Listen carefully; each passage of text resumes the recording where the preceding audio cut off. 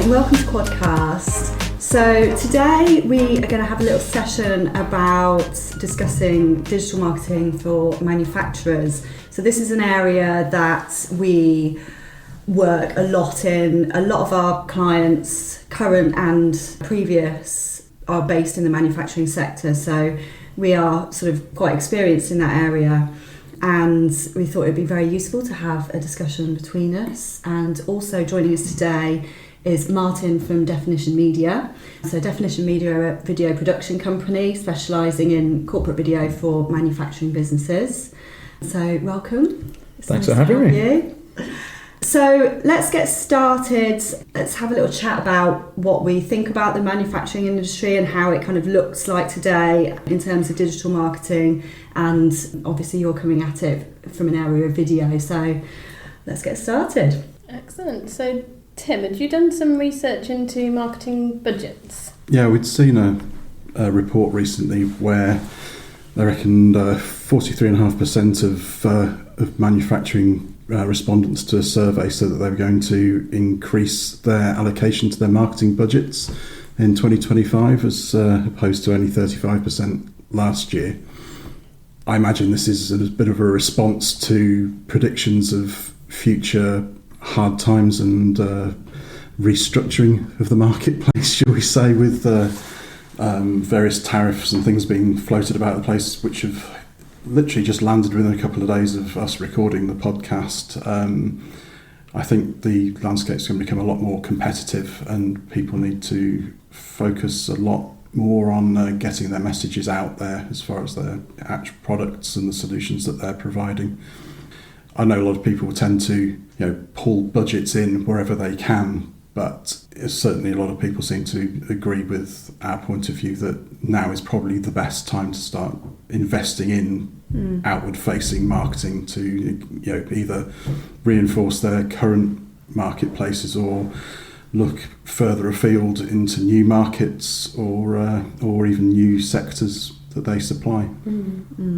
And I think one thing that sort of springs to mind is within the manufacturing sector and really a lot of the B2B industry is that we're looking at quite long time scale. So like through personal experience, like it takes a little bit longer than some other sectors to sort of get things planned and push through and whatnot. So really kind of bringing digital marketing to sort of the forefront is quite key because, expecting it's not going to happen overnight. So it's good that, things seem to be sort of leading this way, but it's kind of a gradual shift, isn't it? And it's going to take a little bit of time. But I think it's something that these businesses need to be aware of and they need to be sort of focusing on. Yeah, if you're going to do it well, stuff like with content, whether that's like video, still photography or even written content, good quality stuff is well planned and executed rather than just thrown together at the last minute. The actual outcomes of that investment, and it is an investment, it's not money that you're throwing away for no apparent reason. Marketing spend is an investment in your business, and it might have 6 month, 12 month lead into a final conversion to a sale.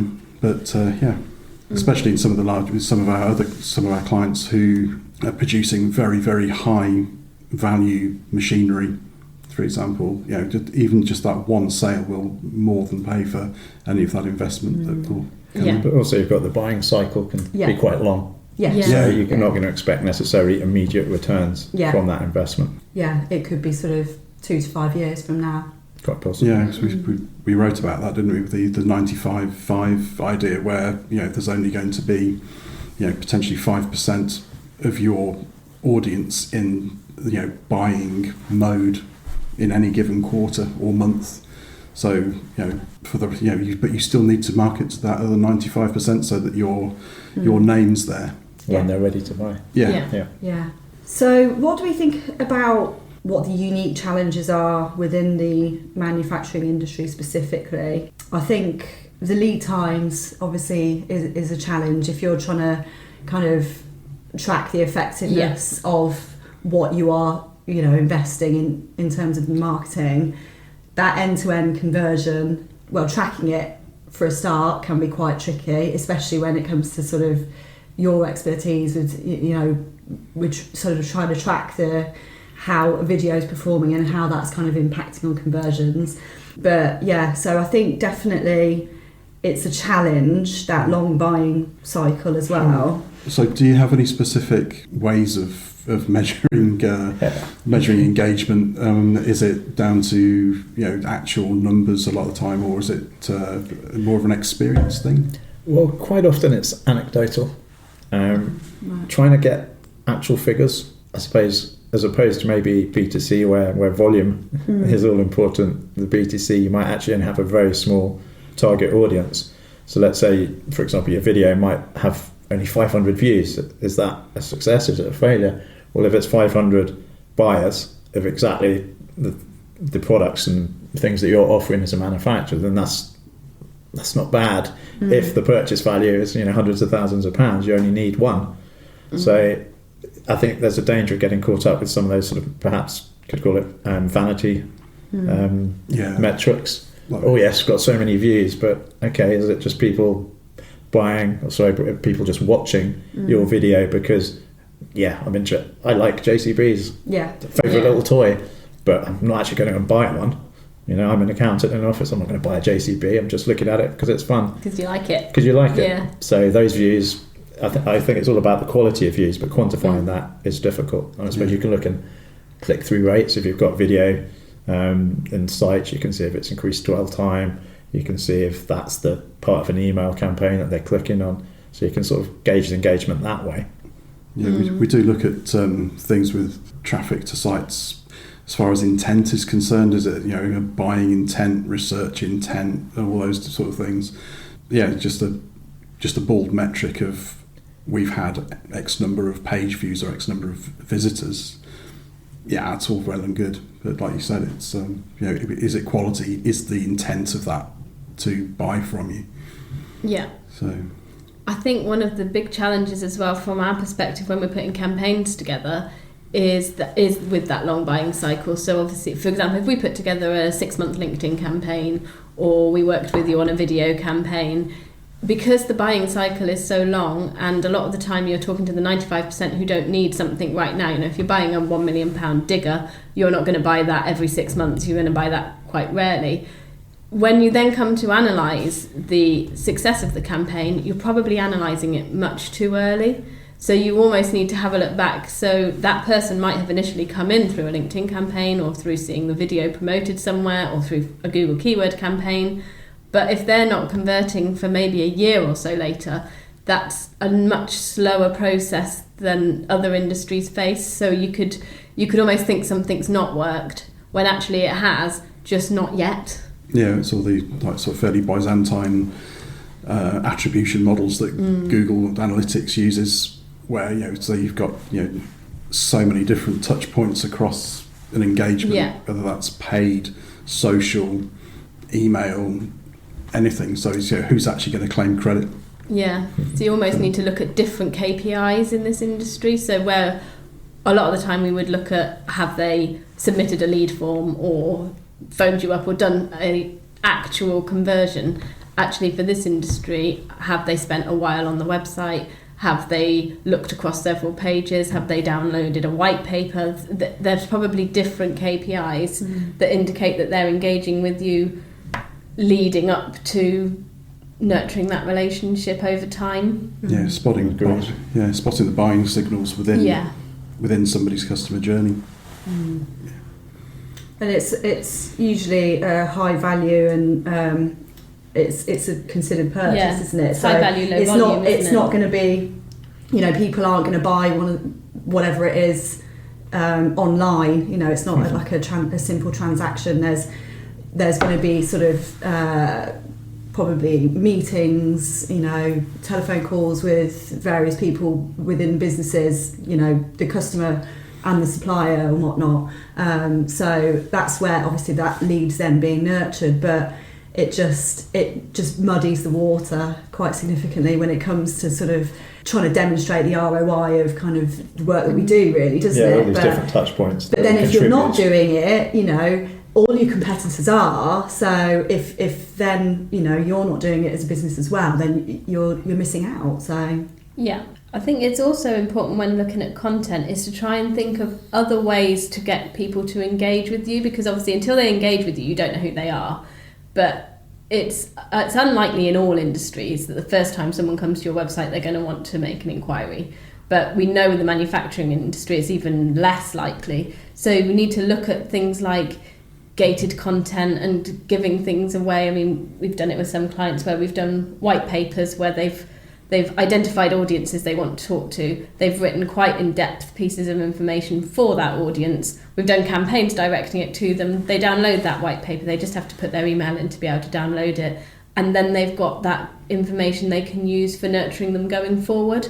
So they make sure that they keep in contact with those people until they're ready to buy. So it's going back to that 95/5 thing, but I think probably on the manufacturing industry it's probably even less than 95/5.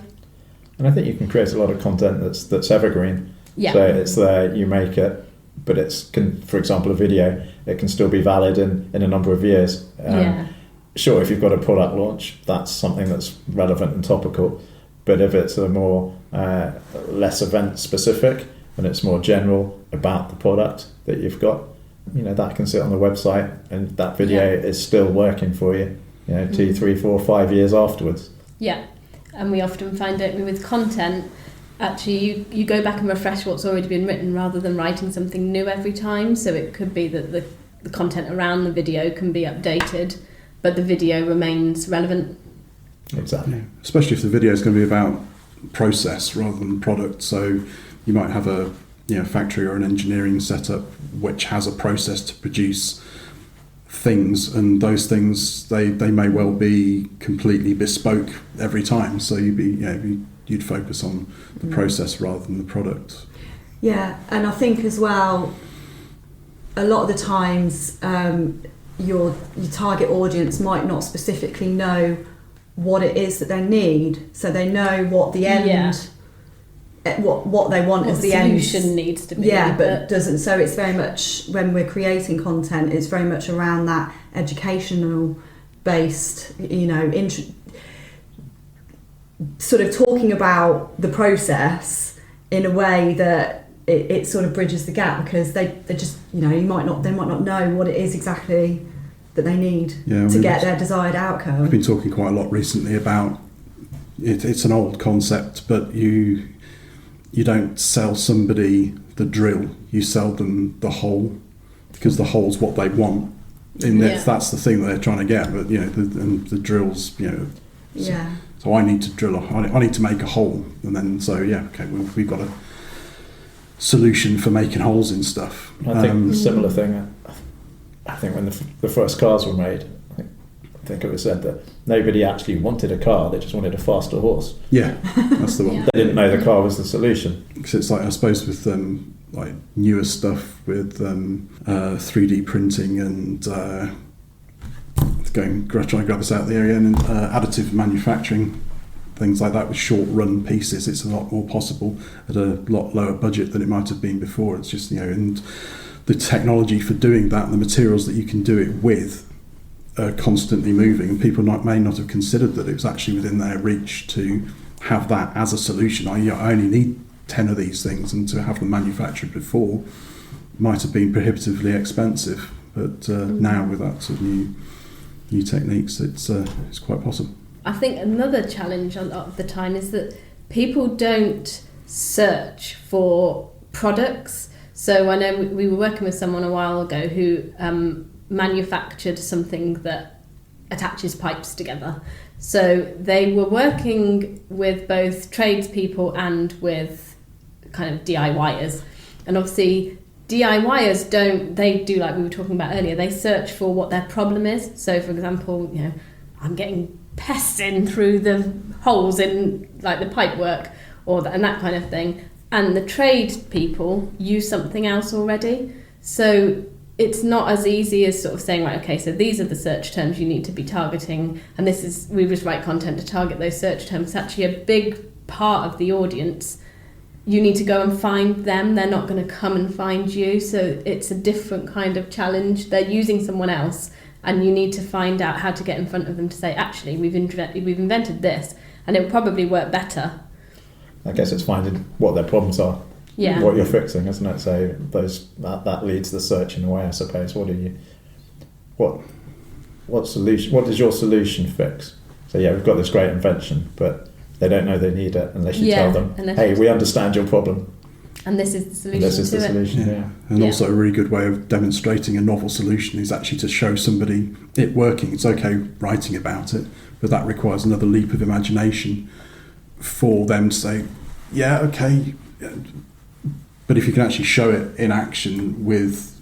Oh yes, that's not surprisingly, I'm an advocate of that, definitely. Much better and has a lot more impact to show rather than to tell. And that comes at so many levels. Yeah. For example, we worked with a manufacturer that was making smoke alarms, and you get your instructions, you fold them out, and they don't make a lot of sense.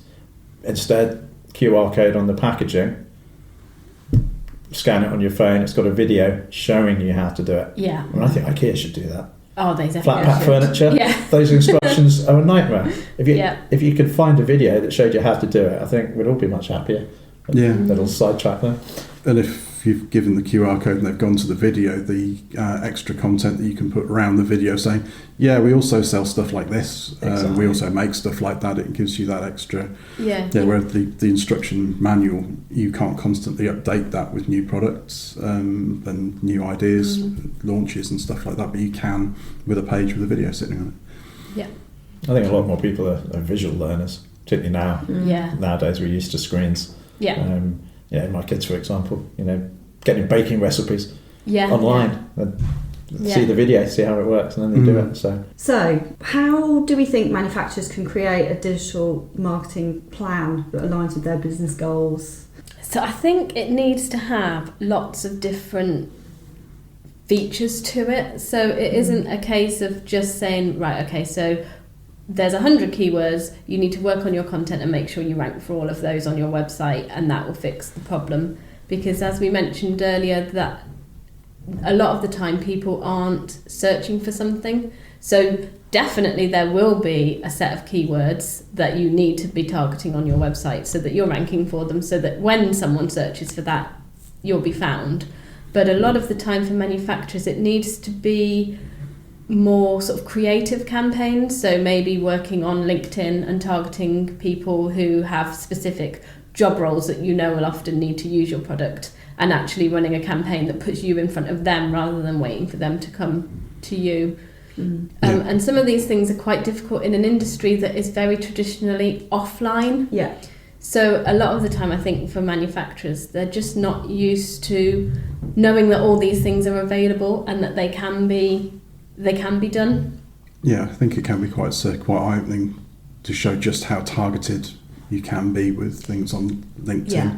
But it's all about putting yourself where your customers or potential customers are, rather than expecting them to come to you. So just having a website, you're kind of expecting them to come to you because they're actively looking. But you can find it's like a trade show. If you want to, people will go to a trade show, and that's where the people are. So thinking about LinkedIn kind of like a permanent trade show or massive group of different trade shows is a reasonable way of going about it. I mean, the amount of data that they have about their users is impressive. Yeah, definitely. And there are things you could do, like if you've invented a product that is a better option to these other 20 products that are available, you can run Google campaigns that target people that have visited certain websites. So it might be that you say, right, I want to run a campaign to people that have visited this page on the website that they would normally go to buy this product, and show them this as an alternative. So you really need to be more creative in how you can get in front of people rather than let them come and find you, because these days people don't just come and find you. You've got to be a lot more active. There seems to be quite a lot of sort of received wisdom about, PPC doesn't work in a B2B environment, all these sort of things. But we know of a fair few companies who are actually doing very successful B2B PPC campaigns, and if I can throw any more acronyms in there, I will try. But paid advertising, is provably can work in a B2B.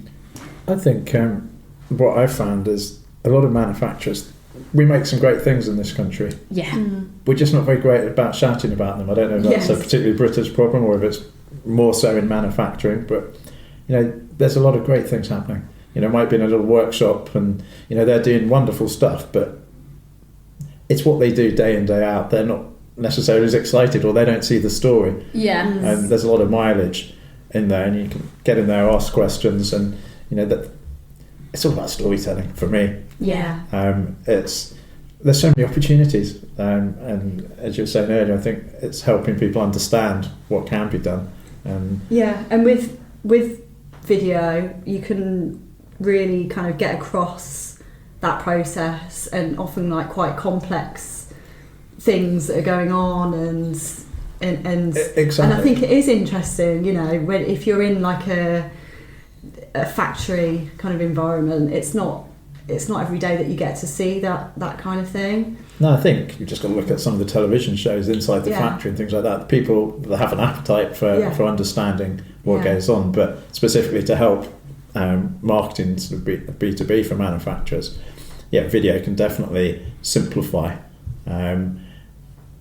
Sometimes there's things going on that you can't get to see, so maybe you bring in animation. There are different ways that you can sort of highlight what's going on.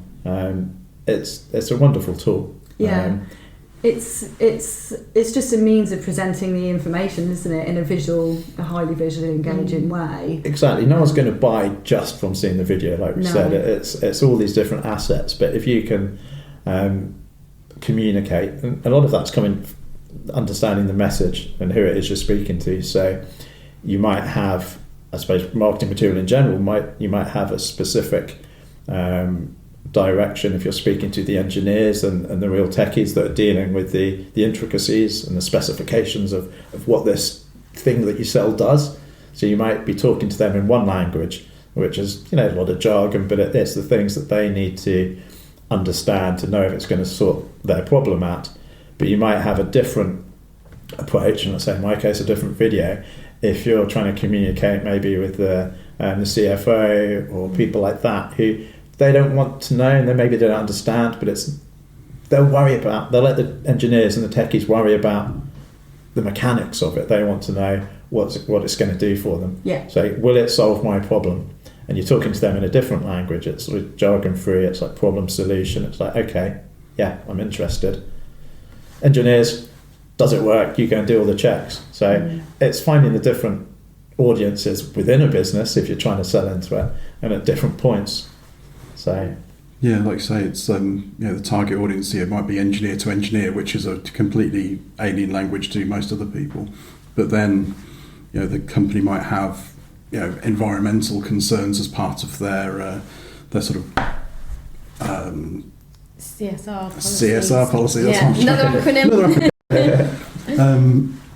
So you might need to be selling that into their marketing or higher up in the organisation. So we need to address those concerns, and sometimes even purchasing decisions can come down to personality. If you can present the personality of your company, like we're not just engineers in a little room mashing away. We're actually like personable people.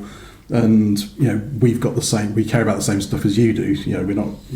I don't go for the environmental stuff again, because I suppose even with a business-to-business transaction, you do want to get the feeling that you can work with the people that you're seeing. So I mean, you might have you get a letter from the CEO on the website. You might get a video recording, talking, this is my company that was founded, and give background, and we're demonstrating we've been here for a long time, we know what we're talking about. It's the EAT type stuff that we talk about with some Google signals, where you've got experience and expertise, authority and trust building. There's many ways to be able to do that. That sort of thing you'd put in like a company overview video just to give as it says, an overview, an introduction to the company, and you talk about all those sort of things. Definitely, sort of capabilities, your scale, but also your values and the sort of the personality of the company. So I think that's a useful tool. So I was having a chat with a couple of clients before we recorded this to see if they could give us some guidance of specific problems and things that they have for us to chat about. And one of the things that came up a couple of times was that we work with a lot of companies or even innovators that are creating products that work with us to solve a specific solution, but there are already really big players in that space. And so, for example, unless they can get that product into Screwfix or B&Q or Wix or one of those big sites that monopolise that space, it's really hard to get their product seen. So they were sort of talking about how do they find where they can sit in amongst a really big playered industry. And obviously, I think we've talked about that a little bit already in the way that we've said, right, well, you need to, instead of letting your product be found, because it might not be unless one of those big places pick it up and stock it, you need to get in front of that audience. But I think that's another sort of area where people need to be a bit more creative, is that if you can't sort of get in amongst the big players, and when it comes to SEO as well, if there's certain keywords that you'll search for it and the top sort of 10 will all be these big sites that you're never going to be able to outrank. So then it's looking at sort of longer tail keywords or things that is sort of trying to be more creative with what you try and rank for. Yeah, there's always the long tail is it's quite an old concept, but it does work. I mean, there's a big spike right at the beginning, but the people in that tail, all add up to the number of people in the top bit of the spike. So there is marketplaces are generally quite big, and you need to creatively demonstrate that you belong there. And once you've got people to you, you need to demonstrate that you are expert, you are reliable, you will be there in 6 months, 12 months, 5 years time to replace parts, for example. Yeah. So you can go and buy a bit of kit. It happens a lot in the sort of consumer tech space where you'll buy, I don't know, like a automated cat litter box or something like that. The company will disappear a year or so after you've made that investment, and you ended up with just a big lump of plastic which doesn't out because their cloud services have disappeared and it's all shut down. So there's many things that you do need to demonstrate in these spaces. Yeah, I think you can be a lot more useful, a bit like we were talking about earlier with video. A lot of the time you don't buy a product, you mentioned it would be good if IKEA did it, which it would, but also like with B&Q, you buy a product on B&Q, you can very rarely find a way to actually see how to use that product. Exactly. Whereas if there's these smaller, more innovative people creating things that they do use video in that way and they do show you how to use the product, you can actually get a better service than going with a bigger company that the support's just not there. And it could also potentially save you money as well if you've got an after sales support department who are fairly hard pressed. Then that a lot of people ask very similar questions. If you produce a video, an easily accessible and findable video, then that can act as your after sales. That's an area that a lot of our clients are going with. The FAQ answered with video, explaining things, and you can create a lot of those quite quickly, and it's helping people with the sort of the media that they like to use. A lot of people, like we said before, prefer to watch and to listen than to read. That's the reality. Just look at home sometimes. People have got several screens on the go at once. It's the way of life, isn't it? So, video answers to FAQs, definitely. And that will also be another way into Google search results as well, because you'd obviously get your straight entries in the lists of results. You'll get people also ask. You'll get the video stuff as well. So the AI sections. With the AI overviews, they'll point to stuff like that as well. But it's a way of the more ways that you can get to describe the stuff that you do, the more potential you've got for owning that really nice top section of the search results Yeah. I think another area that can be quite useful is, I suppose, the social proof. Yeah. You know, even with B2B, Yeah. it's relevant. People making purchasing decisions generally quite risk averse, and if they're going to go and choose your company to do, you know, install this new machine or provide whatever service, there's a bit of a risk. They want to know why you haven't gone with the leading supplier, why you've gone with this different company. So I think having things that can back up that sort of decision, so case studies, testimonial videos, and I think they're a lot more authentic. You know, you can have a written quote from somebody, and perhaps some of those things on websites might not be quite genuine. It's easy to, Mr. Smith from Bolton said this.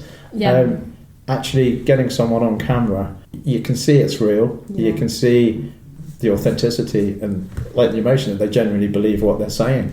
So I think those can be really powerful tools, and it also allows you to sort of dig a bit deeper. They can explain the problem that they had, how you came in with your solution and what it's meant, what's the impact been of getting this fixed.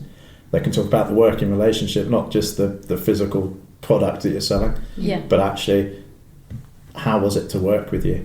You know, was there back and forth? Did you understand the problem? Did you create something bespoke? So all those sort of things that really can help another company when looking at it. They've worked with someone similar, doing something similar. It sort of reduces the risk a little bit, gives a bit more confidence. So that's certainly a type of video that we're seeing a lot more now. You just look at, like, when we're doing things ourselves, when we look at TripAdvisor, we might read reviews on Amazon, Trustpilot, all those sorts of things. It's important. We want to know that they can do what they say they can do. So why not have that in a business practice as well?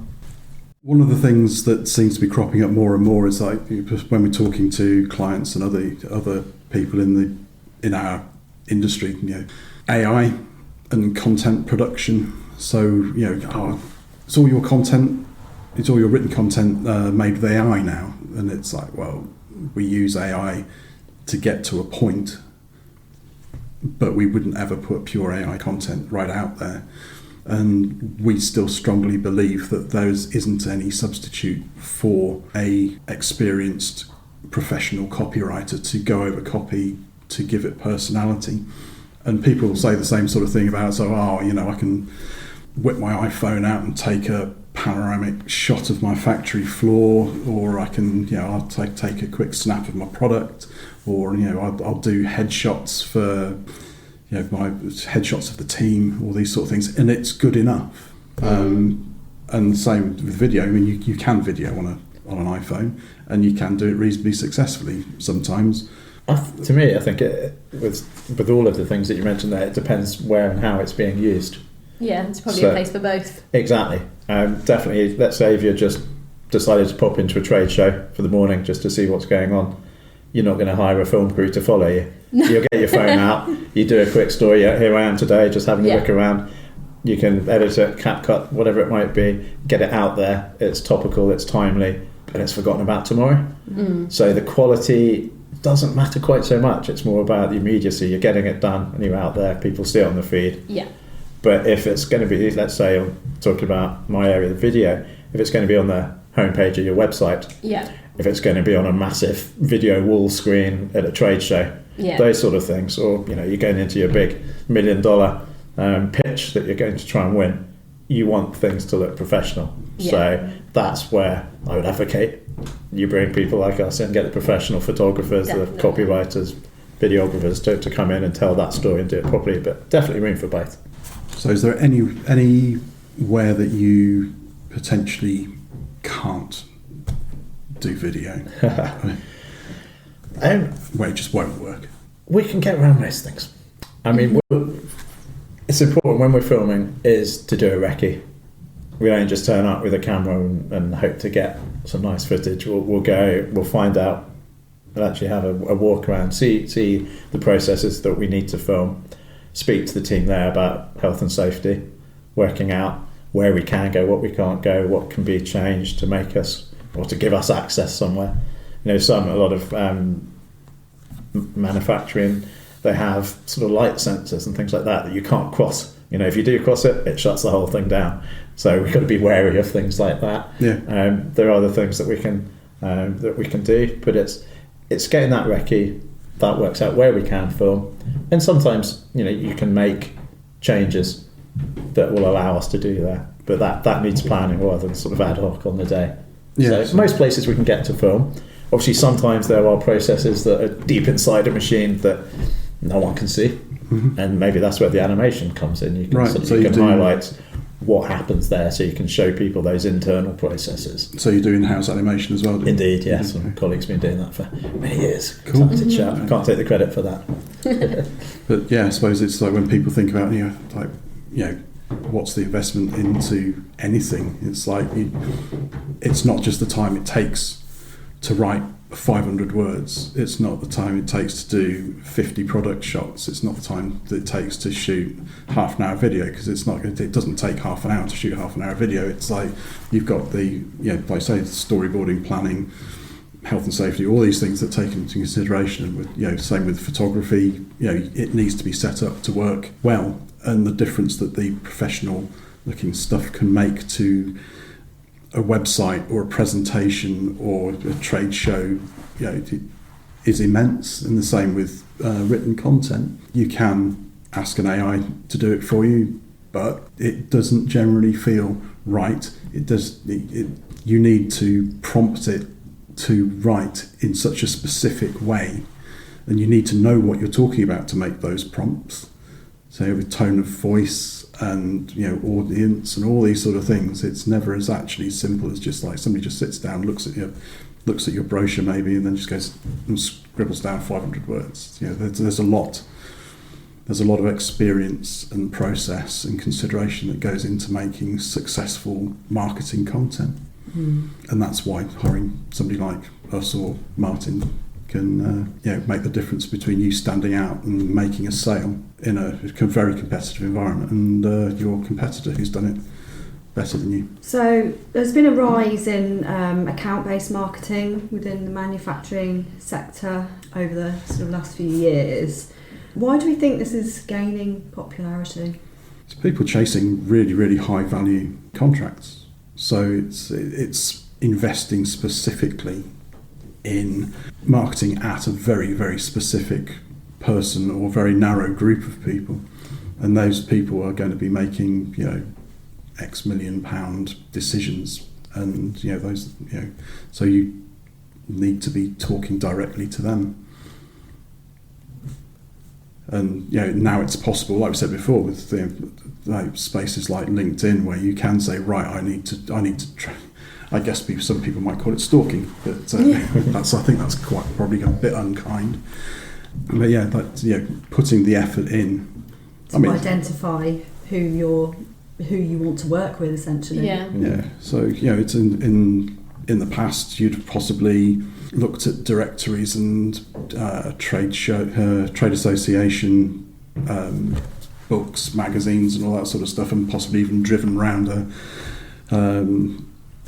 a trading estate, industrial estate, looked at the people and actually gone and knocked on doors and say, hi, this is us. Yeah. And I want to go and speak to you. I mean, like going way back, this is what, like people who were innovating in CAD software and all that sort of stuff back in the day used to do. You used to literally go up to people who they look like likely prospects, but now you can do that multi-channel and digitally. Yeah, so we hope you found the chat about manufacturing and digital marketing and video within the sector. I hope you found it useful today. Thank you, Martin, for coming in. It's been wonderful to chat with you. And we will carry on the conversation. If anybody has any specific questions or any specific thoughts off the back of this, we'd love to hear from you. Otherwise, catch us soon on the next podcast.